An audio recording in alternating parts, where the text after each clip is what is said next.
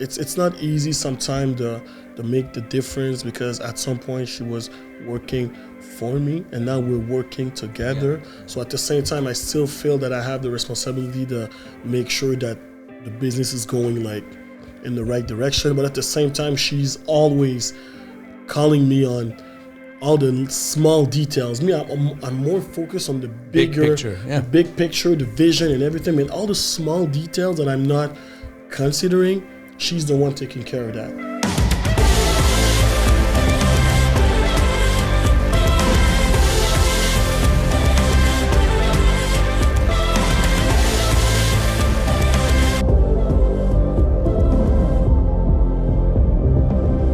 Okay, so welcome to the podcast. Welcome to the Broker's Desk at the Mount Stephen Hotel. Mac and June, friends, clients, we do some mentoring together. You guys have your business together.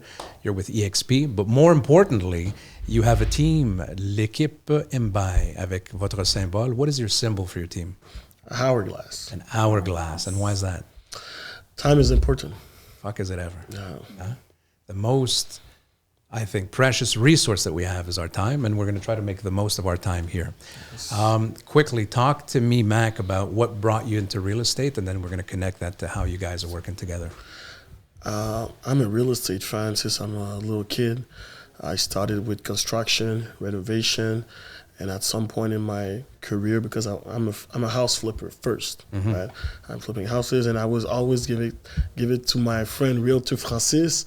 And at some point, I was like, it's costing me a lot of money. So to give him the deals, exactly. Yes. So I'm going to do my own license. So that's what I do. That's what I did, and I was shockingly surprised that my first year as a realtor, I made so much money without doing any publicities or anything like that. Word of mouth. And I just realized it's because I gave so much before with my videos, with my tips on online tips and everything like that. So, and I was like, wow.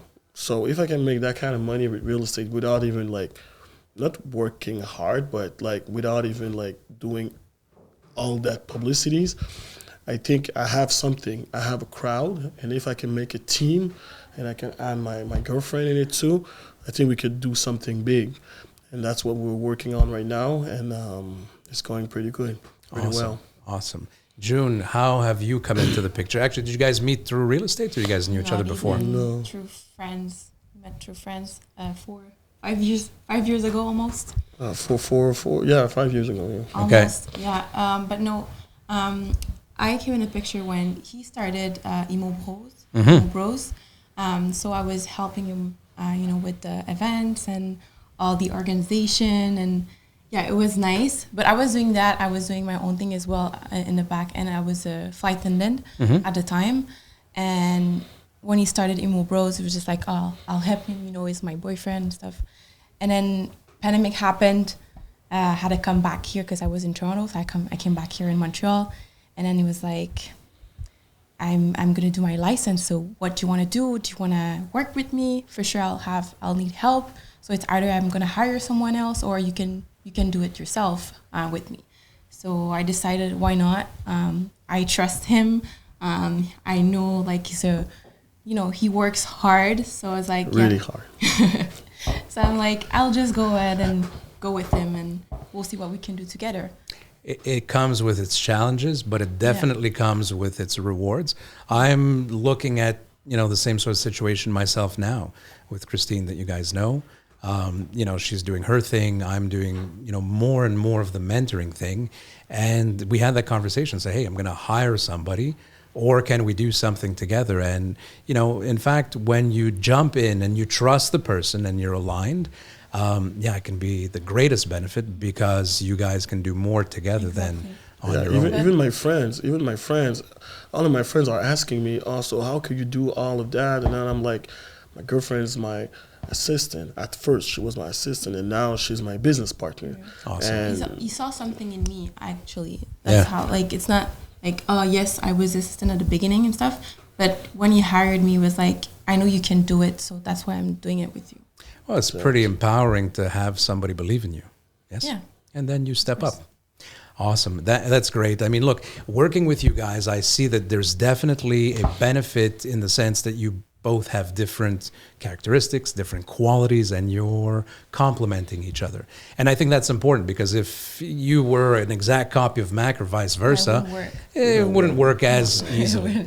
I think it's important, though, to know when it's business time and then know when it's, business time. In other words, a little time for love and a little time for, connection. And, we've talked about that before, just, to know when to put the phone down. And it's hard, because you guys are building a business out of passion. You're putting everything in. You have a video, you have a project abroad, you have your modeling that you do. For now, you guys don't have kids. At some point, what do you do to sort of ground yourself in these moments where it might seem overwhelming? Honestly, it's hard. Like it's really not hard. Something that we have figured out yet. Yeah. But because we're working every day, like we're always working. But at the same time, it's a passion. It's not like we're working. Like it's something that we're doing because we love it. At the same time, so it's hard for us to stop. Because when we stop, I'm thinking about business. We're talking about business, right? So it's and I remember, because before it was always him on his phone and he was working. I was like, put your phone down. Yeah, we gotta have some time connect. But then now you're as connected as him. And I understand, because we have to work on it, and we have sometimes there's clients and at 9 p.m. or there's so much stuff going on, and it's hard to know, okay, now it's time to stop. But we have to put some boundaries for sure at some point. But I guess we're working on it. It's but at the same time, slowly but surely. But at the same time, it's fun. So if I'm talking about myself, like the TV, the business, the realting business, the events that we're doing. That's something we really like to do. Yeah, so it's fun. But in those moments when we're preparing the event or whatever, we want to kill each other, right? But at the same time, when the event is all finished, we're like, damn, what's the next? Now we can love them. Yes, we can love each other. Again. I can feel the sort of side eye from time to time, and but that's okay. That's as long as at the other end of it, you guys find yourselves. We've talked about setting time aside specifically to reconnect. And I think that in any business and any growth, it's super important. But you guys need to sort of rekindle whatever it was that brought you together in the first place, and that's super important. And we make sacrifices for clients, we make sacrifices for events. There's things that are non-negotiable, but they have to start with us. And the very first thing that we worked on, and I think it's important, I do this with everybody, when the plane starts to fall, the oxygen mask comes down, who do you put it on first? In your case, that's what you're doing. Literally, you're putting the oxygen, and to be healthier, to be stronger, to be able to do more. With everything that's up and coming, with everything that you guys are seeing in terms of evolution in the business, your events, how do you stay, I would say, accountable to one another for what's really important? It's easy to get lost with all these things. How do you break it down? Or right now, is it all as important? That's a good question. But honestly, I started all of that, of course, and I brought her in, and it's not easy sometimes to make the difference, because at some point she was working for me, and now we're working together. So at the same time, I still feel that I have the responsibility to make sure that the business is going in the right direction. But at the same time, she's always calling me on all the small details. Me, I'm more focused on the big picture, the vision and everything, and all the small details that I'm not considering. She's the one taking care of that. Thank God. We got to do this. We got to do that. We got to do, and I think that's why it's working, because all the big picture and everything, she's not worrying about that, because she knows I got it right, with my image and everything like that, and all the small details, she's taking care of that. So I feel like that's how the business is working, and this is exactly how we're going to make it to the long run, because I'm going to move. I'm going to go to the States, and she has to be able to manage the business with me not being there at the same time. So we'll see. One of the things I think that's going to help in any type of transition we talked about is clarity, right?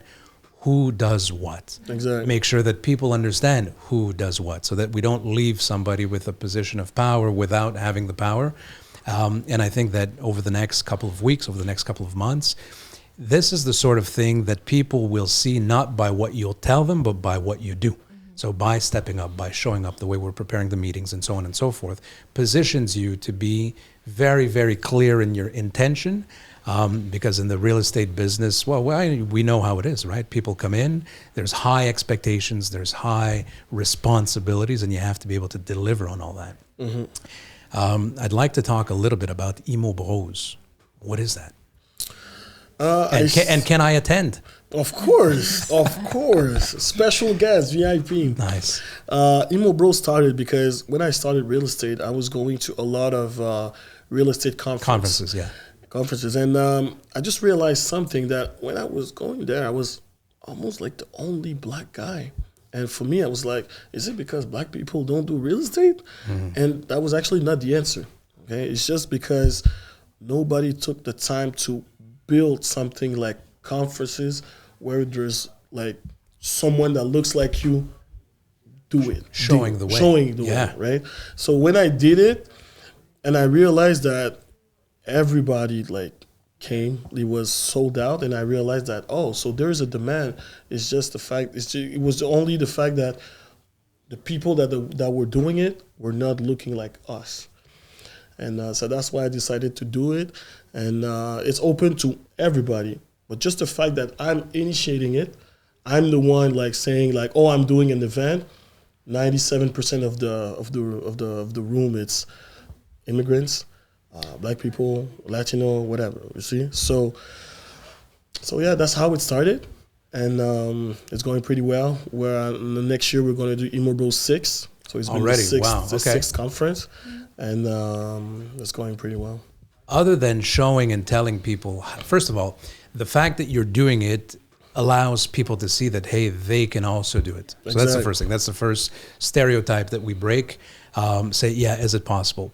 But more than that, because inspiration will only go so far, are there metrics, are there systems in place, are there initiatives by Immo Bros to help or to sponsor or to finance people for their first investments? Honestly, it's just to make them learn how real estate works. Okay. Like with Immo Bros, we're not making any money. Like actually, sometimes I even pay from my pocket. Yeah. You know, it's just I want to make sure that people know how to invest. It's and affordable. Exactly, it's affordable to invest. And even if you're 20 years old, 21 years old, you can still invest, or you can still find a way to be in real estate without even having money. You can wholesale, you can do whatever with real estate, but we need someone to teach that. All right, and for me, it's really important. And now that I'm a realtor, when I'm doing all my Immo Bros conferences, I realize that a lot of people want to work with us. You. Sure, so it comes back, of course. So it comes back. So we give, and it always comes back. So this, you do it, and I think your intentions in how you do it are very noble. I think they're necessary. You also have a part of your business in which you have a sponsorship for children. Tell me a little bit about that. Yeah, we have a foundation, me, Jean-Pascal, and Thierry Joubert, that we founded like this year. It was this year that we created this year. Youth Rising Estate. And Youth Rising Estate. YRE, yes. That's Youth awesome. Rising Estate. It's for kids, from 14 to 21. So we want to give that education, that real estate education, for free. Because I remember when I was 14, I was trying to get into real estate, but it was hard because you always have to pay some course that costs like $5,000 and stuff like that. So for me, it was like, how can we make that affordable for kids? It's to make it free, right? So by creating that, we're actually gaining money. Not gaining money. We're subsidies or sponsorships. Non. En français? Comment on dit? On fait des événements de... Des levées de fonds? Des levées de fonds. Okay, so fundraising. Yeah, we're doing fundraising. Yeah, it sounds better than we're getting money. Yeah, we're getting money. Fundraising. We're getting money. We're doing fundraising. Okay. John, the last one we did 32. We gained 32,000 for kids for the kids. And but just so that we explain, so you raise money for kids. How does that go back to the kids? Because the class is free. Okay, so it goes to pay the class. Professional, we're bringing people that we're paying. We're paying them, but to make sure with that money, with the 32,000, to make sure that they can actually teach to the kids for free. Okay. Everything related to real estate, and we're actually started 2 weeks ago with a class of 10. October 28th. Yeah, with a class of 10 kids that's going to come once every month for 6 months, one Saturday every month. And where do you have this class? It's in my office. Awesome. So one Saturday every 6 months. One Saturday every month. For 6 months. For 6 months. Okay. And when is the next Saturday? November 28th? Exactly. Okay. November and 28th. Where are you doing it? This one is going to be online. So the first one it's in the person. First one is in person, and the last one is in person because they're going to graduate. We're going to give them gift. We're going to give them everything. Awesome. But the rest it's online. Okay. And there's teachers that we're paying, professionals. Example, we're talking about finance, so we're going to have like a professional of finance from the bank that's going to be paid for being there because they spend the whole day with them, and they're going to teach them all the basics that they need to know. Credits, putting money aside. Putting money aside, how to bureau de crédit, how it works, everything like that. Are you familiar with a wonderful lady named Angel Rich? Angel Rich, yes. Okay. Yes, I met her actually. Maybe through one of the events with Thierry back in the day. Okay. Exactly. So I connected with Angel, fantastic woman. She developed one of the most successful apps teaching kids about credit through a game, sort of like Candy Crush. Exactly. And they called her the next. She also wrote a book called The History of the Black Dollar.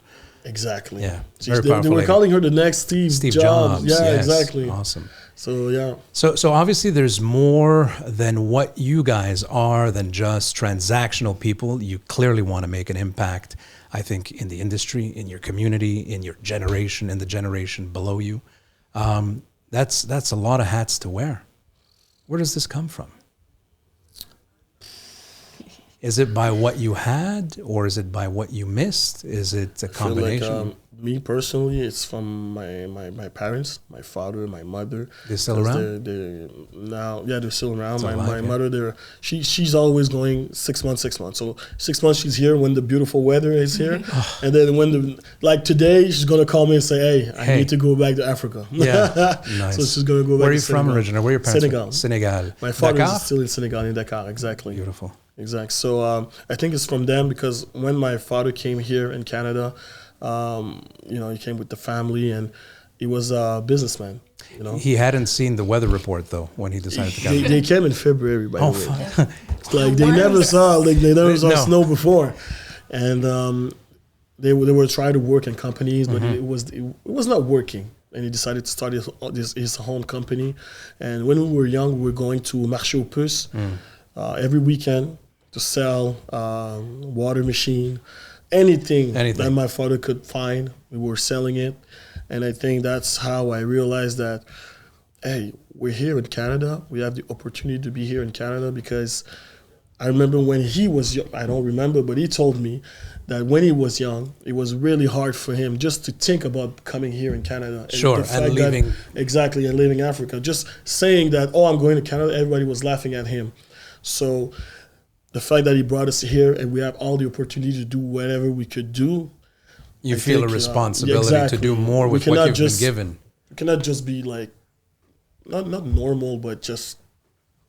Yeah. No, not to take it for granted, sure. Exactly, so...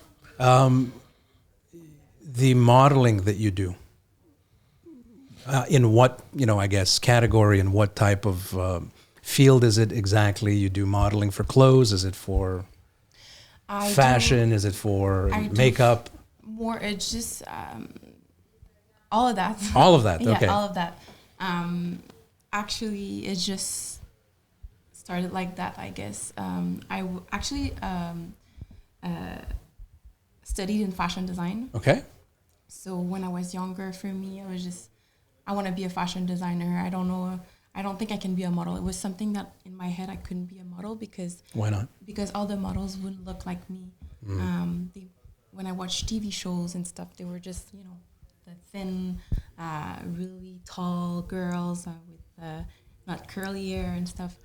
So when I was in fashion school, actually, it was the same when I did my collection, because I had to do a collection. When I wanted to choose my models, I couldn't take... You couldn't take somebody that looks like you? Yeah, I couldn't, because they were choosing, Sure. already the models that he wanted. So I couldn't choose the one I wanted. It was just like, wow. So again, when I after school, I was just like, okay, what am I going to do? So I went to work and stuff, and it's during the pandemic, it happened like that. There's the one makeup artist that I really like. I liked all her pictures, and I was like, wow, this is something I like what she does. It's really beautiful. And she messaged me, and she was like, would you like to be my muse for one of my, makeup thing that I want to do? I was like, yes, why not? So this is how it started. Yeah. So she saw something, and she's like, yeah, you would be good to be my model. So I went, and then this is how it started. I was like, wow, okay, I think I can be a model too then, because I'm me. So yes, I can do it. 100%, especially nowadays. I mean, you don't have to just want to be on a magazine, or you can, there's so many platforms.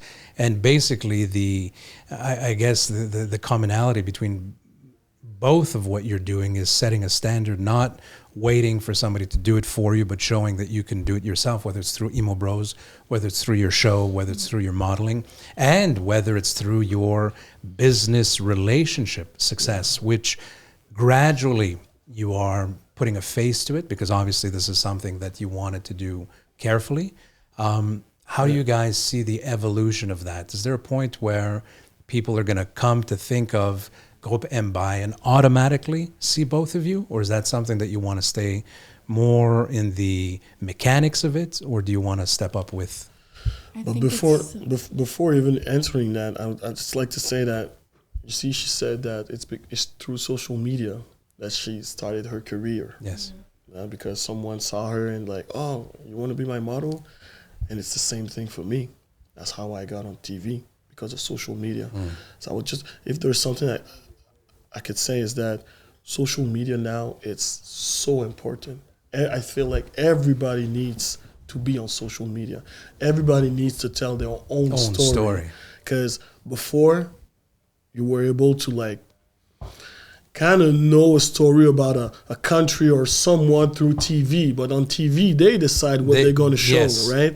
But now with social media, you could choose whatever you want to show, and you can show the real you, and that's how people are going to connect with you. So it's really important to stay true to yourself, have social media, and create a platform. I feel like this is the basics for any businesses. And you don't even need followers, because she saw me, I didn't have followers. I still don't have a lot of followers now. And there's still company brands that are actually messaging me. Yeah, because they saw one of my video that I hashtagged the Montreal model. And that's how I get, Did you guys meet through social media? No. No. Maybe a good time. And I'll get back to the question. I'm not letting go of that one. But we talked about a new challenge that we're going to do that starts today. Yeah. Yeah. What are we going to do? We're going to post every day. And what are we going to post? A story or a post, a normal post. Sure. In which you're giving value to someone. We're connecting directly with the audience. You, me, and there's about 7 other people in our group that are going to be doing. Yeah. Nice. So, including June, by the way. I don't know if she was aware, but. Yes, we're going to step outside of our comfort zone, because you're right. I was talking to some of the people. I made a post the other day about how people only post when they succeed, when they have a great sale, this and that. Nobody posts when they're having a bad day. And then the following day, I did a transaction where I got it in the teeth. I actually had to pay for the transaction. So there was a mistake in the procedure. I didn't see the mistake. I had to reduce my commission to 0, and then I had to bring a $4,000 check to the closing to step up and own up on the mistake. It doesn't matter if it's me who made it or not. I'm responsible. So I posted that. And I'm like, oh, yeah, it's a good days, bad days, and here's what happens. And the only thing I can hope from it is, some good karma, and that the people see that, look, a good broker is not just, puts the house for sale, sells it in 24 hours and, brings a bottle of champagne, but the guy who can actually defend your interest and who is responsible for his actions. Exactly. Had they sold on their own and made that mistake, it would have cost them $15,000. So that being said, it was the post I got the most engagement, the most likes, the most comments. Like, so just be real. And so as of today, both you and I and everybody else in the group that's doing it, we're just going to be real for 30 days. Yeah. What happens after 30 days? What's the success for that? But actually, usually after 21 days, you're creating a habit. Yeah. So I think we're just going to keep doing it. Good. I like to add a little incentive. After 30 days, we all go out for a nice meal together and celebrate. Yeah. There you go. Perfect. And if you fail, you're going to have to come and do the cold bath. Okay. I'm not going to fail. Okay. Coming back to what we talked about, the vision for Groupe Mbaye, is this something that you want to evolve into?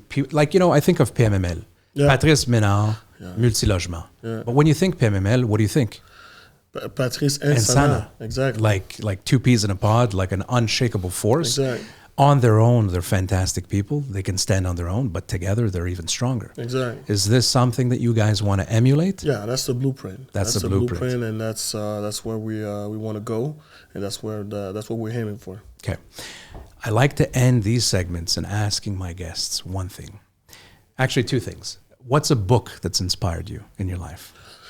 There's a lot of books. Honestly, the easy answer it's Rich Dad Poor Dad. Oh, my girlfriend's reading that right now. Right now? Yeah, okay, yes. That's perfect. But for me, just to realize that all the segment on how you could be an entrepreneur, you can be a travailleur autonome. Yeah, self-employed. The difference between a self-employed person and an entrepreneur. Entrepreneur. That's the E-Myth. Have you read the E-Myth? No. Okay. This was given to me by Charles Drouin, the founder of Prospect, the app that we have on our phone. He now has 1 million subscribers, or just about, in the States with his app. So Quebec is a drop in his empire. He said to me, Seb, you are a good practitioner, but then you evolve into a businessman or businesswoman, an entrepreneur. It's a whole different ballgame. This book, we'll talk about that, and I recommend it to anybody, and I'm going to send it to you as a gift, because this will also help you on your path. So, okay, book that's inspired you. Think, and not Think and Grow Rich, but Rich Dad, Poor Dad, Robert Kiyosaki. What about you?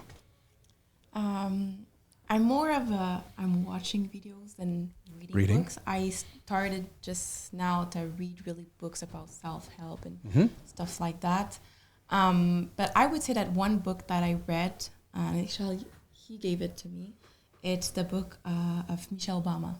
Oh, okay. Yeah, I think she's a really... Becoming. Yeah, Becoming. Yeah. Exactly. It's a really inspiring book, and it's actually about, like, she was working with, Barack Obama to... let him live his dream, and she was supporting him, and she was, in the back end doing everything. So yeah, I think it's a really inspiring book. When there's an alignment in the couple, there is, awesome things that you can do. And conversely, when there isn't, it can be, quite challenging. It can be quite disruptive, or just it makes things harder. It makes things extremely harder. Sometimes I feel it's just important to have someone on the external that could look at, the business, the couple, exactly what we're doing with you. And from just the outside, you could tell some stuff that we kind of already know sometimes, but just by you confirming it, it makes it even easier and more understandable. Support is important. It doesn't matter where you're at. It doesn't matter where you're at in your career, in your life. For me, it serves me. I have mentors. I love working with you guys, and I say this truthfully because I feel that we're doing so much more than just surface level real estate coaching bullshit. It's like, let's get real and let's do more. My girlfriend has a tattoo on her hand. It's written, do better. Something that I remember. We're doing good. Let's do better. And now to end, the other thing that I like to ask is for you guys to send a message in time. You're going to look at the camera here, and individually, you're going to speak to yourself in 10 years from now. And where do you want to be? What's important? What don't you want to forget, so that you make sure that in a decade from now, and believe me, a decade goes by like this, where do you want to be? So I'm going to start with you, Mac, since you're older. For me? Since you're older. All right. A decade, you got less time, so. All right, Mac. I know right now you're a celebrity, you're in LA, you're living your best life, but I just want you to remember one thing. Stay true to yourself, stay humble like you've always been, and make sure to remember where you come from. And with all the money that you have and everything that you have, make sure to donate to people and make sure that everybody that come across you feels even better or could say that, oh, Mac, that's a gentleman that I recommend you have to meet. So that's what I will tell him. Awesome. June? Okay, June, you're 36. So you're traveling the world with your kids and your husband. So for sure, stay true to yourself. Don't forget yourself, because you have to put yourself first always, because if you're not healthy, if you're not 100%, then you cannot give your 100% to other people around you. Well said. Well said. Awesome. I love working with you guys. You guys are great. Oh, this was fun. For the program that you have for the kids, anytime you'd like me to do anything, there's absolutely no cost for that. I'd be more than happy to do it. We're going to be working together on a lot of things, but for now, steady as she goes. Awesome. Thank you. Thank you. Thank you, June. That's great. That's great. Okay, guys, wrapping up this awesome edition from the Broker's Desk, I want you to check out their pages. Immo Bro, right? You have that. Le Groupe Mbaye. Any event that we want to do, we're going to be putting on. The next event for the kids, you said, is the next Saturday. Are there specific venues that you're looking to generate or to do, or, like for Immo Bros? Not for Immo Bros, but for Youth Rising Estate. It's going to be online. We're always looking for a donation, because we want to, now we have one cohort of 10 kids, but eventually we want to have 2-3 cohorts at the same time. So we're always looking for a donation. When is the next cohort? When is the next fundraiser that you're doing for that? Next year. Next year. When? Do we have a date? Event. No, not yet. It's going to be in the summer.